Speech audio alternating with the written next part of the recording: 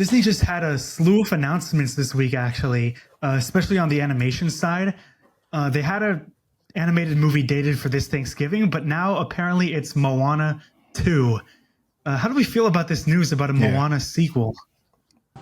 It's too soon. I don't understand. It's way too soon. And it seems like it's falling apart already. Like, Lin-Manuel's not returning, but he's returning for the live action. Like, there's just a lot going on. Oh, really? I mean, I've made my... Yeah, he isn't. Yeah. I thought it was going to be more like just a live action one, but to find out that it's going to be an animated one, that's surprising. It seemed like Disney's doing a whole lot of what they kind of already do, which is keep going with the extra movies on after a classic. Right. Yeah, weirdly, I agree with you. Like, I know it'll be 8 years by then, but it still feels too soon to make a second Moana. Like, it feels like there needs to be more time for there to revisit the story. Weirdly, it still feels kind of not that long ago that the first Moana came out. Right. But I feel like, I don't know, they announced the live action one for a while, which I thought was an even worse idea. With Dwayne Johnson also playing live action Maui. So, like, are they doing both now? I don't even know. But yeah, now I've just learned that Lin-Manuel Miranda's not writing the songs, which, you know, obviously he gave the first movie a lot of that heart. But what worries me the most is that this was actually originally in development as a TV show, sort of like the way they had a Monsters Inc. series on Disney Plus and so on. And then they reworked it into a theatrical movie, which is what worries me the most, because now it sounds like it's going to feel like one of those direct-to-video movies where all the climactic stuff has happened in the last movie. Now, like, have y'all seen not Moana, Mulan 2, where they're just like journeying across China to deliver a message to someone? Like, the Return of Jafar is all these. Yeah. I haven't even seen Atlantis 1, to be honest. The Disney Plus formula is not working. It's not working. And I don't know what it is about, like, maybe it's just the times that we're in, but as far as like original content, it seems very scarce. And like once you get something, it's like, I don't know, they just try to run that joint through the mud. Like, I don't know. Yeah, so we also had we had like Toy Story 5 dated now for 2026, as well as Frozen 3, which I understand why they're doing Frozen 3. Toy Story 5, not so much. Zootopia 2 is coming out end of next year, which honestly, I think that could be a lot more fun. I think the fact that Zootopia is kind of like a mystery caper conspiracy thing could sort of have potential for a sequel there. Moana, not so much, but Toy Story 5, like, they were already stretching it by making a fourth Toy Story, and I really liked it. But like, how are they gonna follow that up? Like, we all know what happens at the end of the fourth movie. Like, they split ways. What's gonna happen now? Like, geez, I don't know. I feel like Moana is like a single kind of story where it's like once it finished, it was like that was it. Like we don't really need anything else. Like same thing with like Encanto. Like that. Like, how do you? I don't even know how you would make a second movie out of that. You know, and for it to be like a single character based movie. You know, like the movie is Moana, but Encanto, at least you got like more to work with there. But I don't know. This is getting tricky. I don't know. And I think that. Oh, I'm sorry. No, go ahead. No, I was just saying, I think Disney is doing remakes completely wrong. Like, they're pumping money in the projects that already made a bunch of money. They should be revisiting projects that weren't successful. Like, I'm not saying I want a live action Chicken Little, but projects like that like Atlantis, The Treasure Planet, like all of those projects that didn't see immediate success but became cult classics after the fact, like those should be getting live action remakes or reimaginations at this point, not Snow White. That's already a blockbuster, has Walt Disney all over it, doesn't need anything else to it. Yeah, it's also like, you brought up Encanto. I think they could learn the right lessons from Encanto, because that was an original movie. But We Don't Talk About Bruno was like the most viewed song. That movie was really beloved, and so I think after the pandemic, they just became terrified of making more original films. So like Strange World and Wish happened. Neither made too many waves to the box office, so now they have this cutoff of like, okay, we have already these successful franchises that we can milk. Nothing else original is reliable. So that's just really disappointing.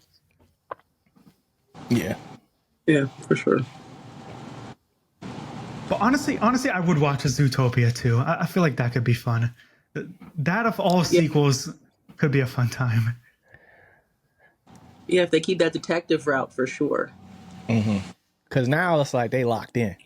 Like before, it was like you getting to see like the buddy cop like type vibe develop, but now it's like nah, they locked in now. So I think Zootopia will be fun, and Zootopia was just like funny. Like it was a lot funnier than a lot of Disney stuff that we're used to. But Yeah, I feel like Pixar's a whole other beast though. Yeah, for sure. Pixar as well. Inside Out 2, Toy Story 5. Inside Out 2, honestly, is always one I thought maybe it could have potential, but it has to be really good, or else it's going to feel really unnecessary.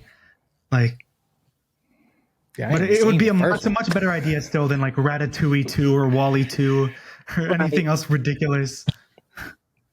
Well, yeah, going naturally into her now puberty journey, it just makes so much sense. And the trailer, I think it's one of my favorite Pixar trailers I've seen in a while. Like using Ozzy Osbourne's Crazy Train. It's iconic. Yeah.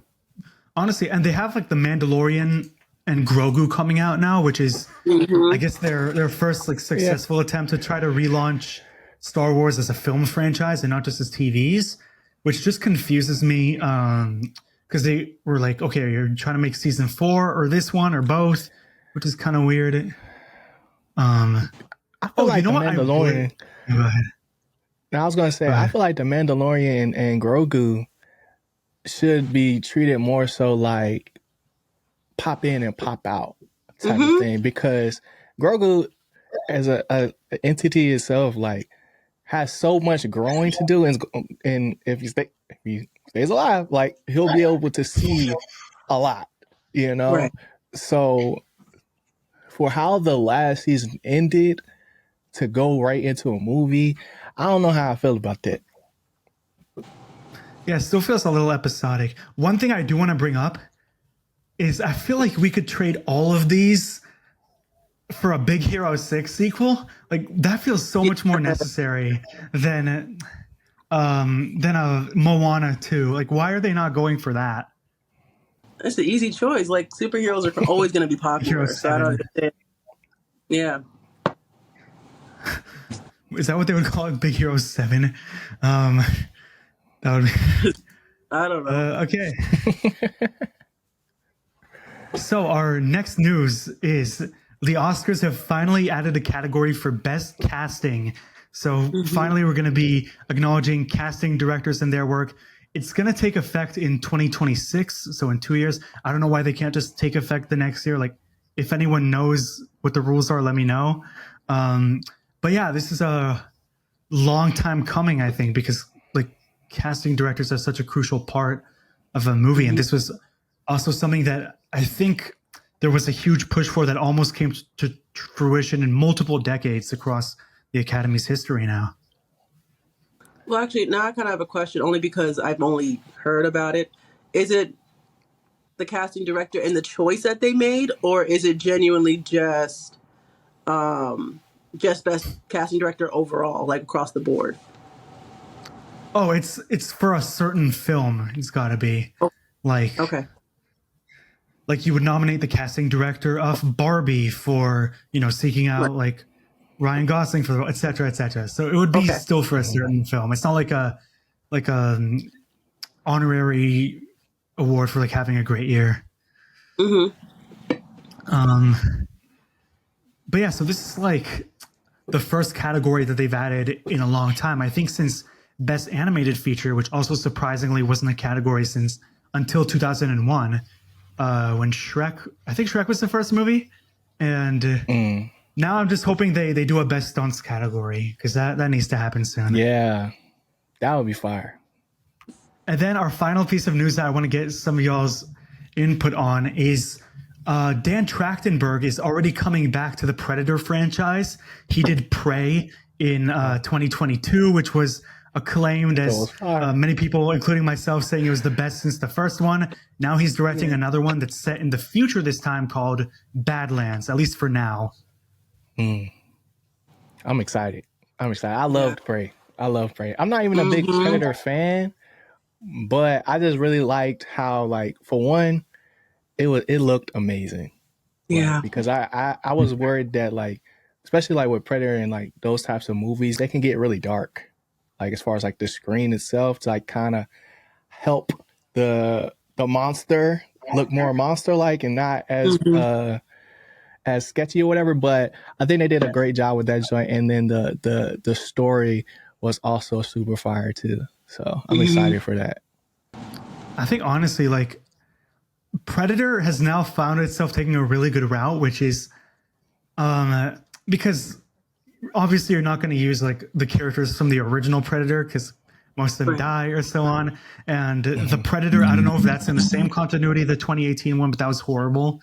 So I like that they're taking a very episodic approach, like anthology approach. Prey is going to stand on its own. It's like took place hundreds of years before the original, and that's not going to get touched.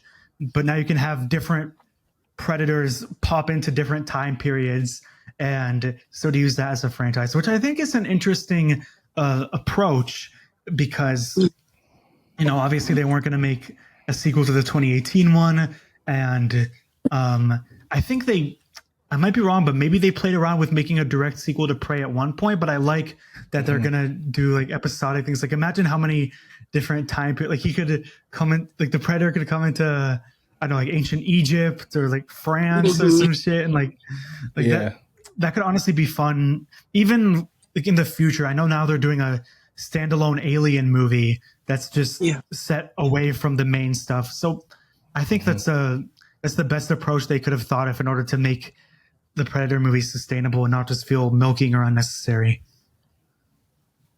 Yeah, it gives you so much freedom. Yeah. Like those, you can do a million sequels and they all feel fresh. As So long it's as they amazing keep stuff. being good. But if they just start getting, if they're bad, that's a different story. But I mean, If they're I bad, feel people like would just joke about like, oh, where's this going to be set next? right. So Exactly. like Then it could become a Sharknado.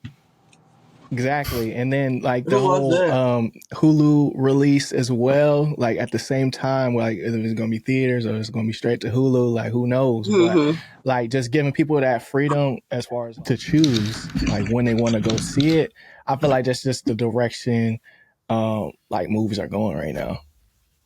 Yeah, I'm really curious now as to if they're still sticking to Hulu like they did with Prey, or if they want to like move it back into the theatrical franchise. Because I feel like Prey could have been a fun movie to watch on a big screen.